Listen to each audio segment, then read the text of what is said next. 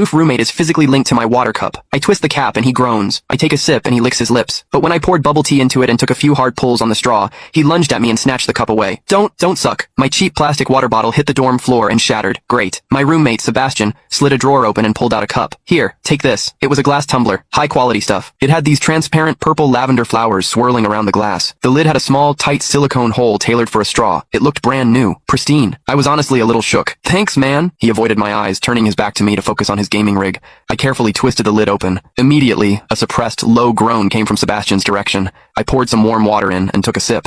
Sebastian sucked in a sharp, jagged breath. His hand on the mechanical keyboard trembled, his fingers slipping off the keys. He licked his lips, looking like he was enduring some kind of torture or intense pleasure. His lips were thin, the Cupid's bow sharp like a knife. Looking at them made me want to bite them. Yeah, okay, I admit it. I'm into Sebastian. I swear to God, before I met him, I was the straightest guy in the state. After high school, my only plan was to get to college and bang a hot, bubbly cheerleader. But the moment I walked into this dorm and saw Sebastian, that plan went out the window. 4 years of college and he's the only one I want to mess around with. But I couldn't tell him. No way. I was terrified that if I spilled my guts, we wouldn't even be friends anymore. Because Sebastian is straight. Like, painfully straight. Only 2 weeks ago, he turned down a senior, a varsity swimmer, total stud, who asked him out. After that, Sebastian came back to the room and sat at his desk with a face like thunder for hours. The guy must be a raging homophobe. Maybe it was because the cup was a gift from my crush, but that warm water tasted sweeter than usual. It had a weirdly good aftertaste. I grabbed a straw from my desk and shoved it deep into the hole on the lid. The second I did, a strangled moan ripped out of Sebastian's throat. He bolted up and sprinted into the bathroom. Weird. We were just gaming. Why the hell did he suddenly need a shower? He didn't even grab a change of clothes or a towel. My hearing has always been too good for my own good. Through the thin bathroom door,